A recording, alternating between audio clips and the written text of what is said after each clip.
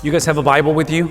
¿Tienen Biblia o no tienen Biblia? Si tienen, no tienen. Ya, have you downloaded the app for the Bible app? I don't know if you downloaded it, but if you haven't, I'd love for you guys to do that as well because of YouVersion.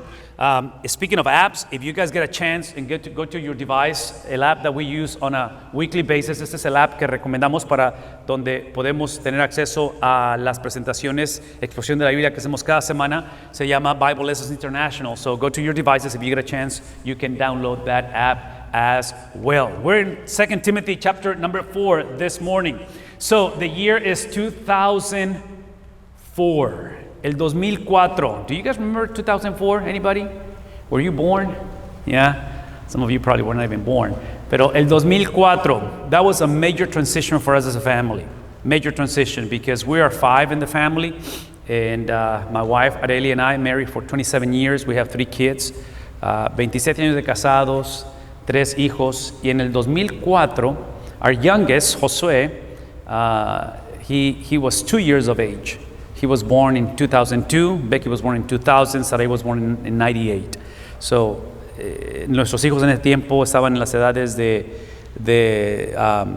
6, 4 y 2. Eran las edades. In 2004, we transitioned from Aransas Pass to the Valley.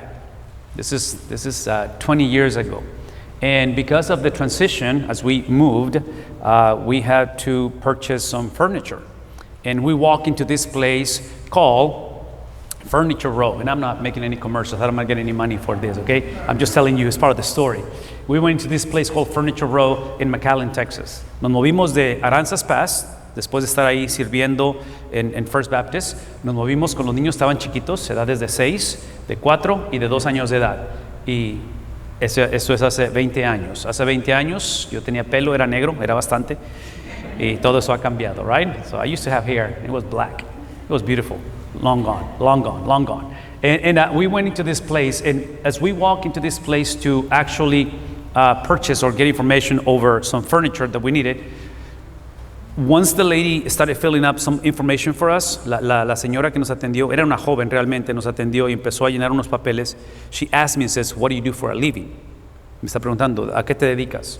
And I had to say it. I typically don't want to say that I'm a pastor because people get a little funny, look when they find out you're a pastor. Tuve que decirle que era pastor. The moment she found out I was a pastor, the moment, she stopped and she looked at me and said, "Is there any way that you can help me to make contact with my dad? ¿Me puedes ayudar a contactar a mi papá? Because he died a couple of weeks ago, and right before he died, we had a huge fight. And we had the fight, I left, and then he died." Me pregunta y me dice, ¿alguna manera que puedas ayudarme a hacer contacto con mi papá? Porque acaba de morir, y la noche antes de morir tuvimos un pleito, nos peleamos muy feo, y él falleció, y ahora tengo este remorse, tengo todo este remordimiento, and I love to talk to him and see if you can help me. Now, I'm bringing the story about contacting the dead, okay, which is, I don't think it's biblical nor good, because I just found out that with AI, cuando trata de toda esta inteligencia artificial, because now AI is able to get to know you and get to, your taste. I mean, you can see that by just look at your phone, and the things that Google is throwing out to you is reflecting what AI knows about you. O sea, lo que hace la inteligencia artificial es que está siguiendo la trayectoria de lo que típicamente buscas en el teléfono. ¿Me explico?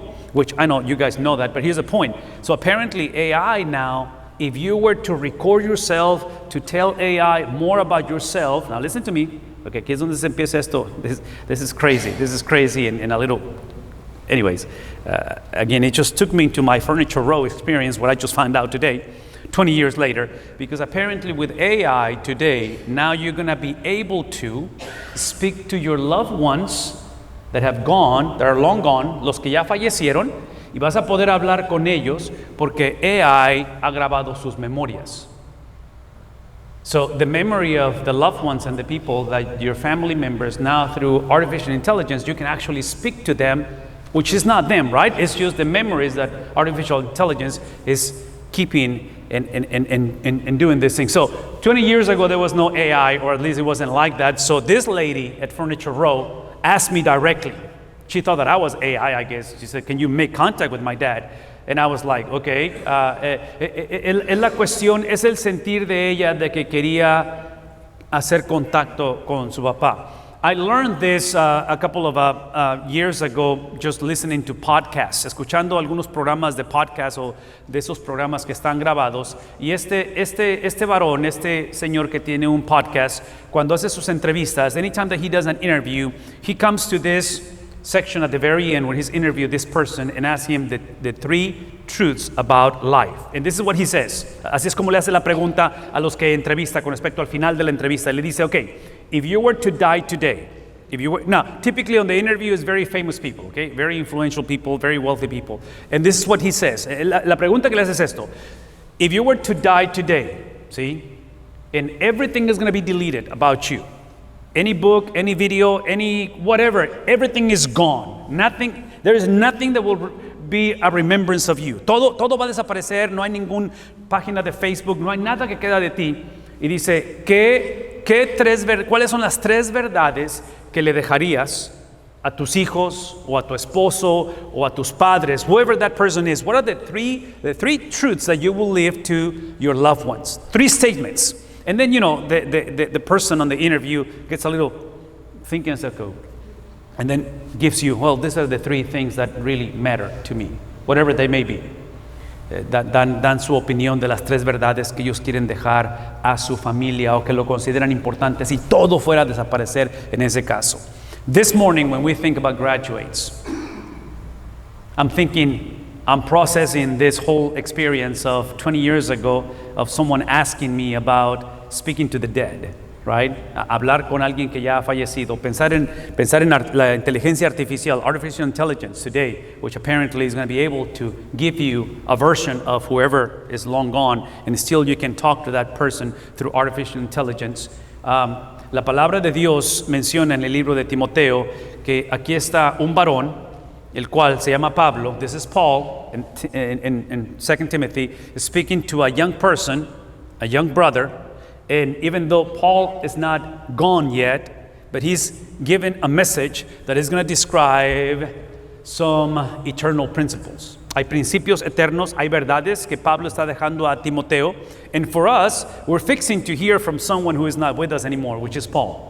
Entonces tenemos la palabra de Dios como la fuente, como el recurso donde escuchamos las verdades que nos está dejando el apóstol Pablo, en este caso a un joven. So for our graduates, as we think of this transition in life, transition in studies, and even as you guys make new decisions. For parents of graduates, los padres de los que están llevando a cabo esta experiencia de transiciones. And again, in my mind, I might go back 20 years ago, major transition for us. Cuando transicionamos como familia hace 20 años, una transición bastante importante. In all of this, Paul is going to ask you to look and to listen to what he's got to say. Here are the truths that Paul is giving, which, by the way, just a quick side note, aquí algo importante que quiero que lean conmigo de esto. The New Testament, the Bible, are 66 books, and the word Bible, la palabra Biblia, significa collection of books, es la colección de libros. Son 66 libros. And then the Bible is divided into Old Testament and divided into New Testament. Son dos testamentos, Antiguo y Nuevo. Within the New Testament, 27 books, 27 libros. Out of the 27 books, this brother who's speaking to us, el que está hablándonos esta mañana, ¿sí? De los 27 libros del Nuevo Testamento, se le atribuyen 13 of the 27 books. This is what I'm trying to tell you. This is the influence, the amount of information that he leaves for us behind, especially for Timothy, is extremely important. Escuchar de él esta mañana es de suma importancia por diferentes razones. The uniqueness of this letter is that when you look at the timeline, cuando ves la línea del tiempo, la cronología, the chronology of this brother, is that this, out of the 13 letters, this is the last one. Esa es la última que va a escribir. So, básicamente Pablo está diciendo, bye, bye, bye. Se está despidiendo. He's basically saying goodbye. Now, he doesn't know he's going to die, obviously, but now in the chronology, we know that this is the very last letter that he's going to write. So I'm going to say it again, just like this lady, in Furniture Row is asking me, can you make contact with my dad? And wants to kind of hear from, and how you see the development of artificial intelligence. Estás viendo la transición de hace 20 años de alguien que está pidiendo algo que pienso que es legítimo, no es correcto, pero es legítimo. In other words, the legitimate request from this lady at the Furniture Row is that she needs to reconcile that life with the Father. I think that's a legit deal because we were created in the image of God and we desire those connections. We were created, so when they're fragmented, we know that something is wrong. It's not supposed to be like that. Sabemos y entendemos que esa necesidad es legítima y ahora la inteligencia artificial está tratando de suplir algo que Dios ha establecido. So I'm not condemning AI. I'm not saying that AI is wrong. All that I'm saying is that whether it's 20 years ago or whether it's today with technology, the need is exactly the same. Es la necesidad que todos tenemos de vivir en comunidad. And I think this is part of what Paul is doing with this brother by the name of Timothy, this young brother. Because I want you to open the Bible, chapter 4, verse 1. And listen to this. Again, this is a farewell. Está pasando la estafeta a la siguiente generación. Se está despidiendo de cierta manera. Y lo que está diciendo es esto. Te encargo, ¿qué cosa? Usa esta palabra. Que la palabra solemne, this is the word that is describing. Solemnly exhort you. I am commissioning you. I'm empowering you. When you think about this new stage of life, it's literally giving you the ability, and this is what I want you to take with me this morning. What he's doing with Timothy, lo que está haciendo Pablo con Timoteo, lo está comisionando. Es la cuestión de mandarlo, de enviarlo, de darle una tarea. And this is extremely important because Timothy is going to play a major role in the movement of God in this time in human history. But the uniqueness of the gospel is that as much as God wants to use you, and God wants to use our families, and God wants to use our young people and our elderly people, whatever the case may be, this commissioning, please listen to me, esta comisión que es necesaria y que Pablo está poniendo en la vida de Timoteo, lo está comisionando, lo está empoderando. The actual word is apostolic representative. Es un representante apostólico. Es un tiempo en el cual la iglesia tiene confusión. There is a lot of confusion. There is a lot of oppression. There is a lot of racism, prejudice, and eventually a lot of persecution. Es una combinación de caos, de necesidad, de conflicto, de división. Y en medio de todo ello se necesita la autoridad. We need the authority of someone who is solemnly exhorting you or commissioning. Está empoderando, because this is what I'm more than convinced. Eso es lo que estoy convencido con respecto a esto. Todos sin excepción. This is why, now listen. This is why what he does on the podcast, the 3 major truths, ¿recuerdan eso? Esto que está aquí, ¿sí? Eventualmente todos sin excepción dejamos verdades a la generación que viene tras de nosotros. Everybody leaves something behind. We call this legacy. Hablamos de un legado. And my recommendation, especially for our graduates, cuando pensamos en los graduandos, cuando pensamos en una generación joven, it will be a lot better. Now look at me. It's a lot better and ideal for me is that you were to write these things right now, even though you're young and you're not planning to die. I'm not planning to die. I'm not young, but I'm planning to die. But if these are the 3 make or breakers of my life, si esas son las cosas más importantes, ¿cómo le hago para orquestar, para alinear mi vida a esto? ¿Cómo le hago para que si estos son los valores más importantes, if this is what really matters in my life? See, I think this is exactly what Paul is doing with Timothy. Because Paul knows that he's coming to the end of the conversation. He's coming to the end of the experience. So I think graduation, I think life, o sea, cuando vemos la experiencia del Evangelio, es hasta cierta manera empezar con la meta o con el fin al principio. How do you begin the journey with the end in mind? That's what I'm trying to tell you. Does that make sense? No? ¿Sí? Háblenme. How do you do that? Versus, if you don't have, ¿cómo decimos en español?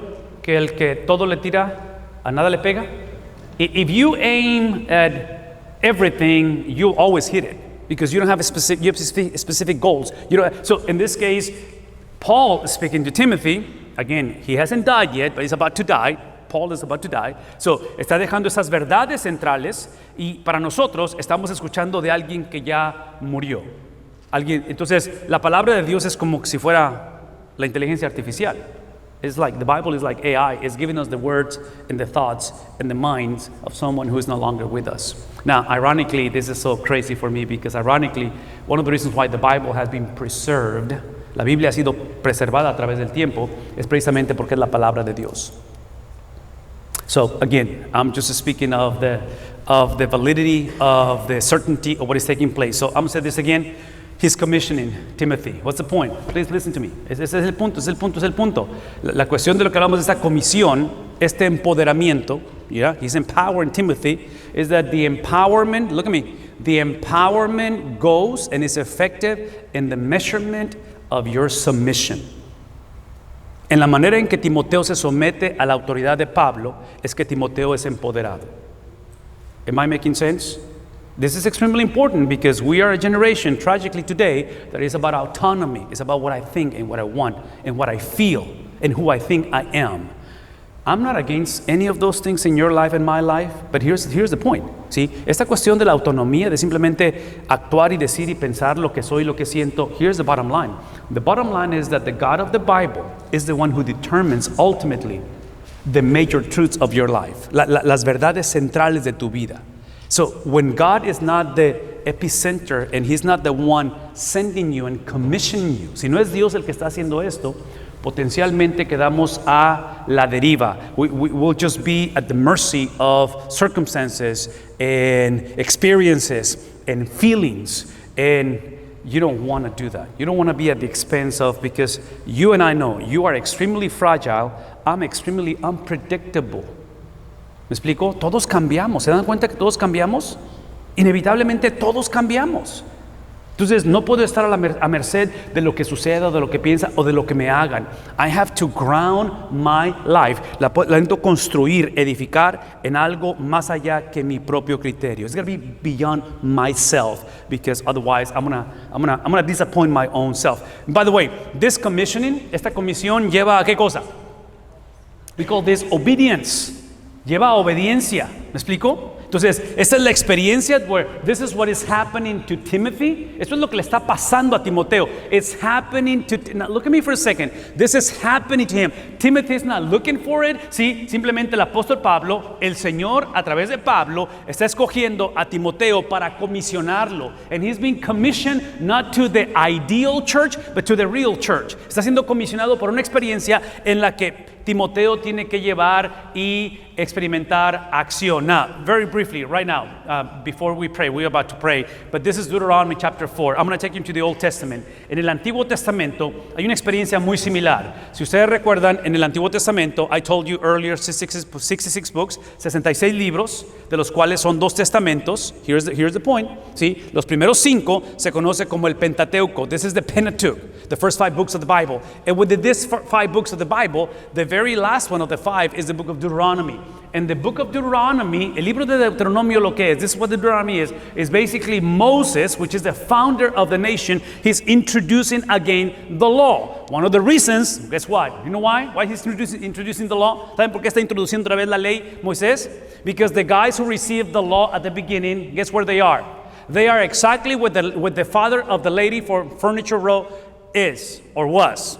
¿Dónde está el papá de la señora de la mueblería?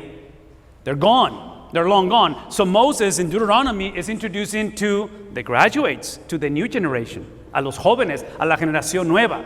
And within this reintroduction of the same message, es el mismo mensaje. El mensaje no ha cambiado. This reintroduction, Moses speaks to the nation. And he says, "Hear Israel. And as you possess the land, you got to remember that not who you are." Moisés no está tratando de que la gente o los jóvenes entiendan quiénes son ellos. This is not an identity crisis. This is not about you. This is about you knowing, come on, what is it? Who he is, regardless of who you think you are. Porque otra vez, la Biblia no está en contra de nosotros. La Biblia simplemente está en contra de que tratemos de entender quién es Dios a través de mí. See, you don't get to define who God is. God defines who you are. ¿Vemos la diferencia? So again, Moses basically saying the Lord is our God, the Lord is one. What's the point? That in the Bible, en la Biblia, cuando hablamos de escucha, cuando Moisés dice, escucha, oh Israel, hear, oh Israel, este hearing, ¿sí? Es para actuar. Es hear so you can do. This is not hear and take notes and just put it on your Facebook or simply accumulate and put it in Wikipedia y más conocimiento. This is knowledge for the purpose of, what is it? Doing. Tienes que actuar, tienes que obedecer. The point is that when we speak of this experience of the people of God in the Old Testament, Paul in the New Testament, en ambas experiencias, Antiguo y Nuevo Testamento, es la cuestión de que queremos celebrar el pasado para poder crear el futuro. You look at what God has done. This is Moses, Deuteronomy. This is Paul, Timothy. This is what God has done. And based on what God has done, by the way, what God has done without your help. This is huge. Porque muchas de las veces pensamos, ¿sí?, de que Dios no puede actuar sin mí. Entonces, como padre, como abuelo, si no estoy yo involucrado con mis hijos y yo soy el que, ¿me explico? No. Es obvio que Dios usa a los padres, a los abuelos para llevar a cabo su obra, but ultimately this is about what God has done without my help. That's exactly what the gospel is. El evangelio no es lo que yo hago, cómo es que yo llevo a cabo. No. El evangelio es lo que Cristo ya hizo y por lo tanto, basado en ello, based on what Jesus has done, then I'm able to obey. I'm able to hear and I'm able to do. I'm able to be commissioned for the sake of building. So in this case, once again, he's exhorting, te encargo solemnemente. What is he going to exhort? What is he going to, again, commission him to do? I'm commissioning you, I'm entrusting, I'm empowering you in the presence of God. And this is so crucial for us to understand. Una cosa que tenemos que recordar con respecto a sus escritos, y esto es extremadamente importante, no es solamente quién lo escribió. You can remember who wrote it, which in this case is Paul. Who did he write it to? ¿A quién se lo escribió? And then here's a bigger question. Why? Why did he say what he said? ¿Por qué está diciendo lo que está diciendo? Here's what I'm asking and bringing this up. Because he's speaking of the presence of, come on, say it, presence of God, and this is the point. Aquí está el punto, porque esto es importante ver esta combinación o este paralelismo, lo cual realmente, this is what we call the two sides of the same coin. Son las dos caras de la misma moneda. ¿Por qué? Porque Pablo está comisionando, he's commissioning this young brother to a church called Ephesus. Es una iglesia que está en Éfeso, que se llama los Efesios. And the point is this, one of the major issues this church is facing, which Timothy is going to have to shepherd, to oversee, como pastor, como aquel, es que ellos están confundidos precisely on who God is and who Jesus is. What's the point? Ese es el punto. Esa es la confusión que había y hay hoy en día. Most people are in agreement with this, as long as he is who I say or think he is. En otras palabras, la mayoría de las personas dicen sí a Dios siempre y cuando Él simplemente sea un buen maestro, un buen consejero, un buen companion, but not necessarily God Himself. And the way that I have asked you before to think about it is through the pretzel. Es a través de esta galleta que llamamos pretzel. ¿Por qué? Porque hemos dicho que el Dios de la Biblia es one God in three persons. ¿Recuerdan eso? Es un Dios con tres personas y son el Padre. So the Father, Son, and Holy Spirit. What's the point? That you don't get to pick and choose because you can only speak of the uniqueness of every one of the persons of the Trinity. Entonces Pablo está diciendo, hey, estás en la presencia de Dios, you're in the presence of God, in the presence of Jesus. Guess what? Timothy, get this straight. This is not the Jesus that you grew up with or the Jesus that you think of or the God. No, this is the God of the Bible in spite of how you grew up. Independientemente qué es lo que piensas, qué te ha pasado, dónde estés, ese es el Dios de la Biblia que es, otra vez, que es un solo Dios. So again, I'm not going to go back, but Moses in Deuteronomy, lo que acabamos de leer de Deuteronomio, que le dice a Israel, le dice, oye Israel, el Señor uno es. God, the Lord is one God. Because of the uniqueness of monotheism. Lo que tiene de peculiaridad, la cuestión de que adoramos a un solo Dios.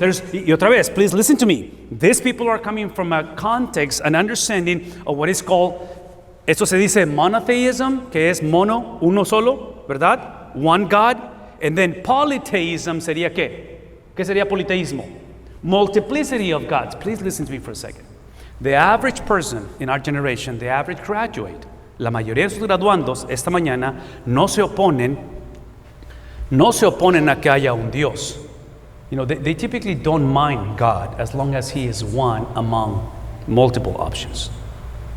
Si me das múltiples opciones entre Dios y otras experiencias. So in this case, Paul is basically saying, no, I'm speaking to you in the presence of the pretzel. It's one God, three persons, one God. What's the implication? The implication is that he's bringing the supremacy of the Son. This is Jesus resurrected. This is Jesus the Lord. This is Jesus, and I'll just put it to you this way. This is Jesus who at the beginning, he was the agent of creation. Es por Cristo que todo fue creado. Él está al principio. In other words, when you speak of Mary 2,000 years ago, hablan de María y su nacimiento virginal. ¿Recuerdan la historia? Christmas? Anybody? Yes? No? ¿Conmigo? ¿Sí? ¿Hablamos de María? Ahí no empezó la vida de Cristo. ¿Cuándo empezó la vida de Cristo? If Jesus is God and He's the Alpha and the Omega, He has no beginning, He has no end. What's the point? El punto simplemente es que Él, Cristo, He was at the beginning. Which beginning? Exactly, there is no beginning. Con Dios no hay principio porque nadie creó a Dios. And the point that I'm trying to make is, this Jesus, we're speaking of supremacy. ¿Me explico? Lordship, decimos, ¿verdad? Señorío, supremacía, the implication, this very Jesus that I'm entrusting you to. Paul is speaking to Timothy, te estoy comisionando para este Cristo. He was at the beginning of creation. He was the agent. Everything was created for Him. Everything was created through Him. Everything was created through the person of Christ. Todo fue creado por Él. Es el mismo que es el mismo agente, pero no de creación. También fue hace 2000 años. 2,000 years ago, he was the agent of redemption. No hay salvación fuera de quién? De Cristo Jesús. There is no way to the Father unless through the person of Christ. This is Paul speaking to Timothy. And then Timothy, here's the killer. And this is why. This is huge. Este último es probablemente uno de los más importantes. Because remember, Paul is commissioning. El apóstol Pablo está posicionando, está comisionando. Timothy becomes an apostolic representative. Es un representante apostólico. What's the point? Look at me. Here's the point. El punto es que históricamente, this is how history, not the Bible, but history says that Timothy is going to die stoned to death by the same church that he is shepherding. Va a ser apedreado y asesinado por la misma iglesia que está pastoreando. Why? Because every one of these individuals that followed Jesus and that responded to the commissioning, they were not joining the better version of themselves or their best life now. No, es la cuestión donde en este mundo tendremos aflicción, pero procesamos la aflicción a través de lo que está por venir. So whatever is taking place in your life, and as parents, sometimes we wonder and sometimes we're fearful of what's the future for our kids. No? Yes? Anybody with me? Or am I the only one that just goes through craziness? Isn't this world broken? Isn't this world upside down? And again, I'm not sending anybody to hell, and I'm not saying that Christians are better. All that I'm saying, because we're part of the problem, all that I'm trying to tell you, see, este empoderamiento, esta comisión, the commissioning is not based on who you are, Timothy. The commissioning is in spite of who you are. No es por lo que tú eres y tus habilidades. Es entender que la comisión está siendo en presencia de, you are before the God of your creation through Jesus Christ. You are the one in front of, facing the God who redeems, el que te ha salvado, el que te ha hecho una nueva persona, and this is the God that eventually, this is the key word, eventually. Sí, hablamos de que eventualmente, because obviously for many of us, si no tenemos cuidado nosotros, tragically, we forget about the pretzel, we create our own version of God, and this is how we typically process, especially through moments of difficulty. Es cuando decimos, si Dios existe, then X, Y, and Z. If God is real and God does exist, this needs to happen or this shouldn't happen. ¿Escuchan el lenguaje? Cuando empezamos a condicionar la versión que nos conviene de Dios. Last week I spoke to you of the concept of deism. ¿Sí? El concepto de deísmo, which is basically a person who is not an atheist. So, la persona no niega que Dios existe, es simplemente que existe ¿quién? El Dios de mi conveniencia.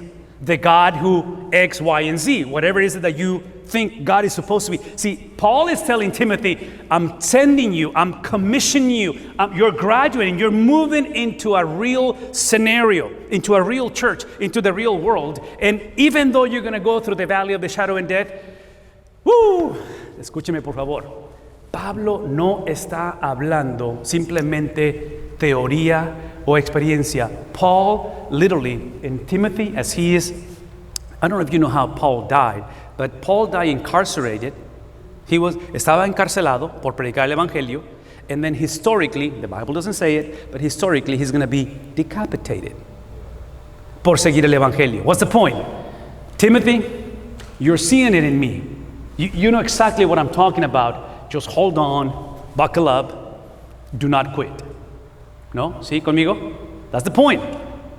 I'm not promising you things are going to get better. All that I'm promising you is that at the end of the journey, lo que obtienes al final de la jornada, independientemente cómo esté la situación, lo que obtienes al final de la jornada, what you get at the end, the reward, la meta, la herencia, adivina qué es. Adivina quién es la herencia. What do you get at the end?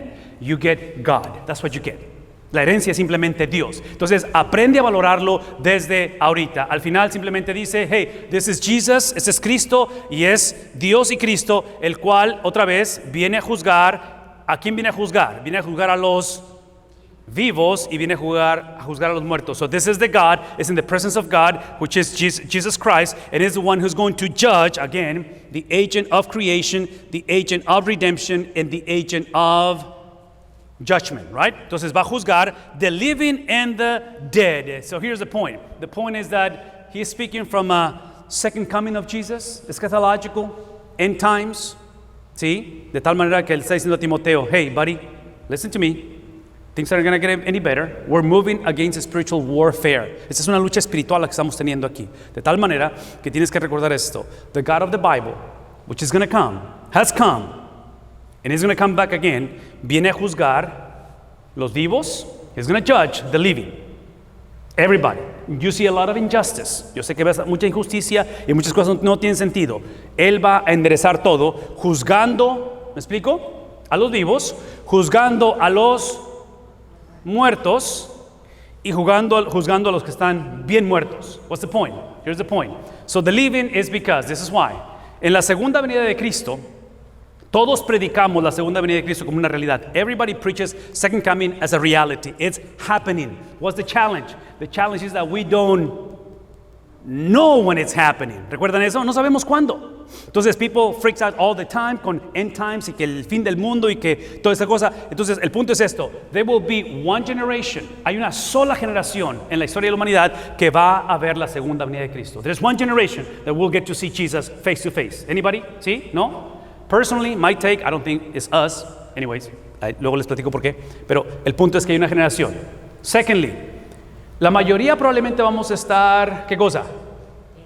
Muertos. More than likely, we're going to be dead by the time Jesus comes back. Dead is not going to be the absence of judgment. You're still going to be judged. Everybody comes before the throne of God. ¿Me explico? Él va a juzgar a todos.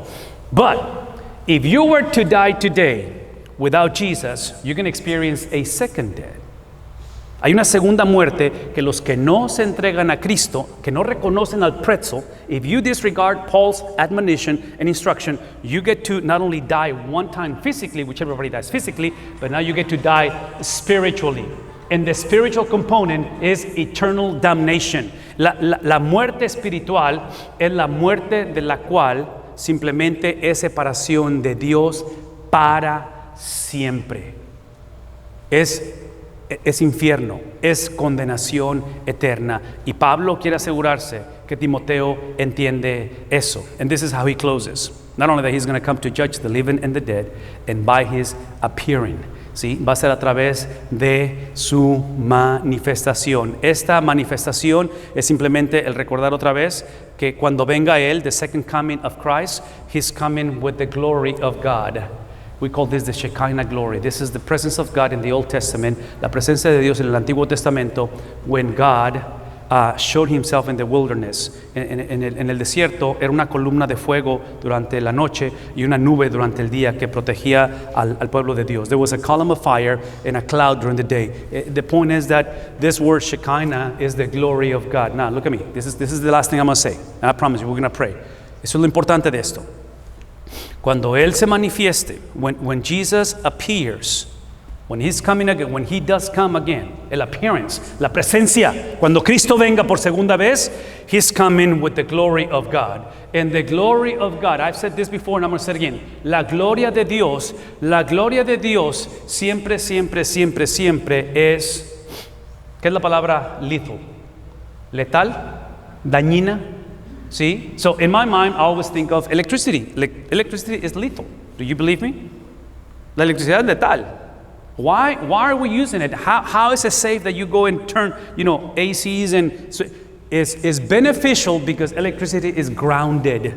Porque aterrizamos, tenemos positivo, negativo y la tierra. So the ground makes the lethal component beneficial. In other words, if you don't ground this building properly, si viene una descarga eléctrica, ¿qué va a pasar?